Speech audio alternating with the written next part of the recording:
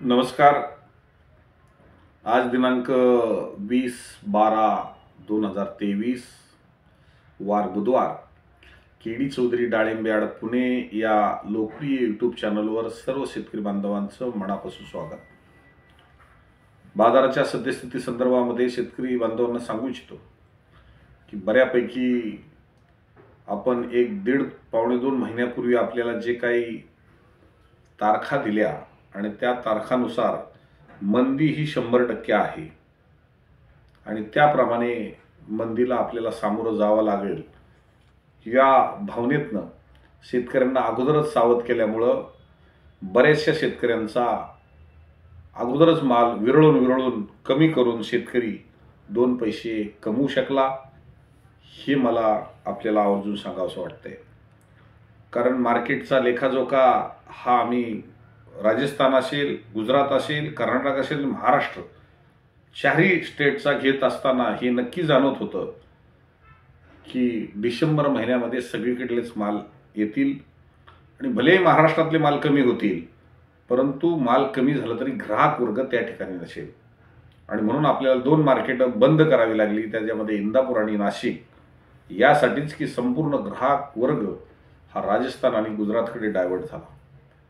आणि अक्षरशः आज राजस्थानामध्ये तर एवढी अवघड परिस्थिती की पावसासारखं वातावरण आहे, थंड वातावरण आहे की दिवस उगवत नाही। अगदी ढगाळ वातावरणामध्ये थंडीच्या परिस्थितीमध्ये इथला व्यापार करत असताना व्यापारी वर्ग सुद्धा घारटले, कारण त्यांचा माल ज्या ज्या राज्यात जातो तिथं जबरदस्त थंडी वाढल्याने त्या ठिकाणचं क्लायमेट हे व्यापाराला अनुकूल नसल्यानं त्या ठिकाणी मंदी ही जास्त ग्राहकांना जाणवली।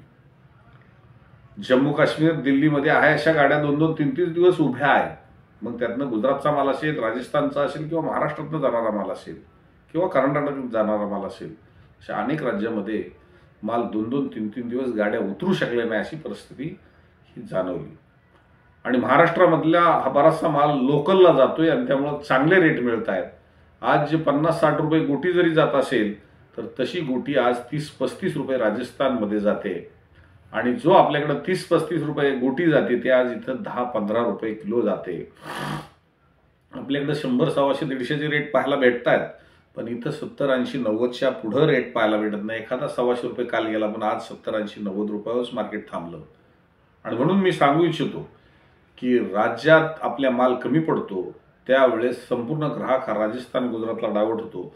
म्हणून आपण 5-6 महिने ही 2 मार्केट ही आपल्या हातात ठेवून व्यापारी वर्ग आपल्या हातात राहील आणि भविष्यात महाराष्ट्रात सुद्धा शेतकऱ्यांना फायदा होईल या भावनेतनं आपण ही मार्केट तयार करतोय। आणि म्हणून त्या ठिकाणच्या शेतकऱ्यांना मी नम्र आवाहन करेल की आता मिळालेले रेट चांगले समजा आणि माल विरळते ठेवा। अजिबात आपण माल तोडायला थांबू नका, कारण कुणी काही जरी सांगितलं तरी जागेवर तर पण गिराईक येणार नाही आणि जवळच्या आजूबाजूच्या मार्केटला पुणे सोडून ग्राहक वर्ग खूप कमी झालाय, कारण त्याची लोडिंग होत नाही, ट्रान्सपोर्टिंग होत नाही आणि कॉम्पिटिशन होत नाही।